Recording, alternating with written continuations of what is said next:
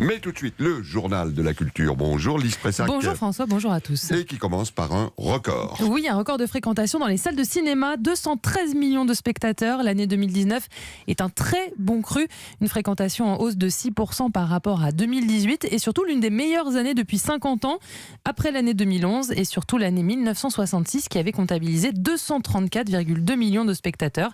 D'après le bilan annuel du CNC, le Centre national du cinéma, les spectateurs ont surtout été voir des films américains, plus 32,7% cette année. Ils représentent 117,76 millions d'entrées, soit le plus haut niveau depuis 1957 en plein âge d'or d'Hollywood. Alors merci La Reine des Neiges 2, Avengers Endgame, Joker et surtout en tête, avec près de 10 millions d'entrées, Le Roi Lion version 2019.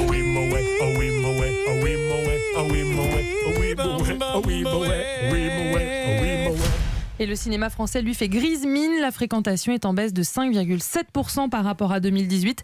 2 films français seulement dans le top 10 de 2019. Qu'est-ce qu'on a encore fait, oh mon Dieu?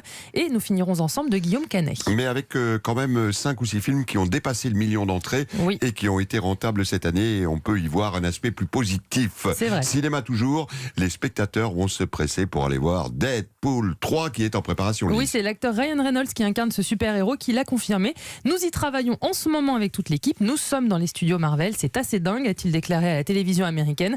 Alors ce 3e volet de Deadpool sera le premier à être produit par Disney qui a racheté la Fox en mars dernier.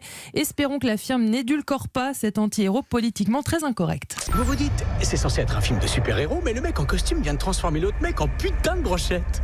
Surprise, c'est pas vraiment ce genre de film de super-héros. Et pour bien comprendre, il faut remonter avant l'époque où je me moulais le cul au lycra.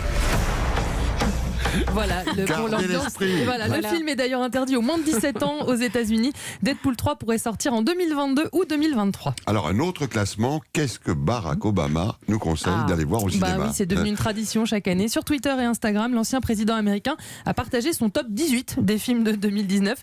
Il précise qu'il a évidemment mis American Factory, documentaire qui raconte le rachat d'une usine américaine par un milliardaire chinois. Alors évidemment parce que c'est le premier film qu'il a produit avec sa femme Michelle via leur société de production. Il est d'ailleurs présélectionné pour les Oscars.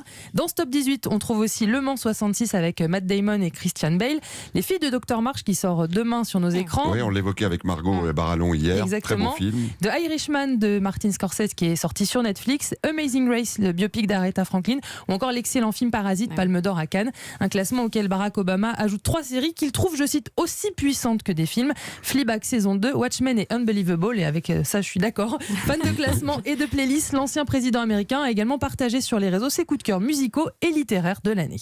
Elle n'a pas partagé ses coups de cœur sur Twitter, mais une mésaventure, une certaine Sharon Stone, pour terminer le journal. Oui, l'actrice américaine s'est tout simplement fait blacklister d'un site de rencontre. Sharon Stone raconte, capture d'écran à l'appui, que son compte a été bloqué sur le site Bumble suite au signalement de nombreux utilisateurs pensant que son profil était un faux. C'était donc un vrai. Le site de rencontre a depuis réactivé son compte.